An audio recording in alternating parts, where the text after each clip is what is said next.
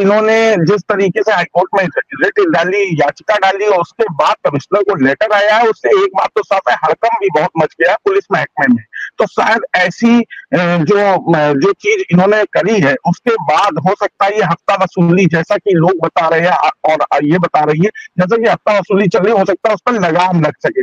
लेकिन इनसे एक सवाल करना चाहेंगे कि आप ये बताइए कि जिस तरीके से पुलिस वालों का कहना है, उनका कहना यह था कि कई दिन से वह आपको समझा रहे थे, आग्रह कर रहे थे कि जो है आपकी चलती है, बहुत अच्छी चलती है शॉप और बहुत अच्छी रील भी वायरल होती है, इसमें कहीं कोई शक नहीं है। जैसा कि पुलिस वालों से हमारी बात हुई और जो वहां के पुलिसकर्मी थे, उनका कहना था कि कई दिनों से वो आपके स्टाफ से आपसे आग्रह कर रहे थे कि मैडम 12 बजे के बाद बंद कर दीजिए या फिर इस पर कुछ लगाम लगाइए, या यहाँ जिस तरीके से अराजक तत्व आते हैं, क्योंकि इंजीनियरिंग कॉलेज चौराहा वो एक लड़कों का गढ़ है और वहां युवा बहुत सारे आते हैं आपकी दुकान पर, ये भी सच है। तो ऐसा क्या कोई ऐसी बात कह रहे थे पुलिस वाले, पुलिसकर्मी जो उस क्षेत्र के हल्का इंचार्ज हैं, या कुछ मैसेज पहुंचाया था आपको कि आप 12 बजे के बाद बंद कर दीजिए, लगाम लगाइए, जिससे कोई बड़ी घटना कारित ना हो बीच चौराहे पर? ऐसी कोई आग्रह किया था पुलिस वालों ने?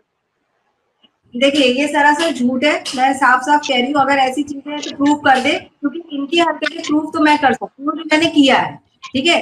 इसके पहले की भी चीजें मैं प्रूव कर सकती हूँ, जो ये लोग खड़े होकर के प्रॉपर अपनी दुकान समझ के, जहाँ से इनको बन के जाता है, वो दुकानें खुली रहती थी 2 बजे 3 बजे, जहाँ पे ये खुद खड़े होकर खाते थे, वो दुकानों की भी मेरे पास फुटेज है।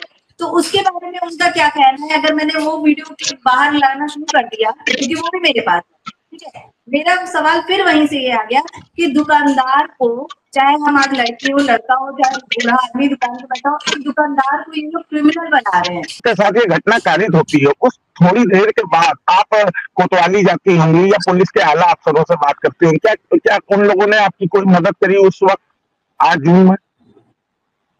देखिए, हम यही कहेंगे कि अगर मदद हुई होती तो मुझे हाईकोर्ट ना जाना पड़ता, अगर सुनवाई हुई होती तो मुझे हाईकोर्ट ना जाना पड़ता। वीडियो वायरल होने के बाद मैं जब अपने पापा के साथ, अपने पिताजी के साथ घर आती थी, अगल-बगल गाड़ियाँ चलती थी, इतना खतरनाक मंजर हो जाता था, रात में अकेली लड़की पापा के साथ आ रही है। अभी एक घटना हुआ है, उसका घटना इस तरीके से सोच लेता है कि आपको गलत मुकदमे में फंसा दिया जाएगा, जिंदगी बर्बाद कर दी जाएगी, मारा जाएगा, अगवा कर लिया जाएगा और ना जाने क्या क्या किस तरीके से, क्या आपकी दुकान पे ऑफिसर्स अलग-अलग तरीके के भेजे जाएंगे। ये मेंटली टॉर्चर की, मतलब एक लड़की क्या करे, आत्महत्या कर ले, तब ये लोग को सुकून होगा। इन लोगों को तब समझ में आएगा कि अब भाई मेरा। तो लगातार आप लड़ रही हैं, लगातार जो है हाईकोर्ट में याचिका दायर करी, उन लोगों के खिलाफ एक लेटर भी आ गया है, कमिश्नर को लेटर आ गया है, लगातार जांच भी चल रही। ऐसा कोई सुलह समझौते का कोई दबाव तो नहीं आपके ऊपर आया? कोई ने ये तो नहीं कहा कि आप समझौता कर लीजिए इस मामले से? नहीं, अभी तक आया नहीं है और ना ही मुझे समझौता करना है।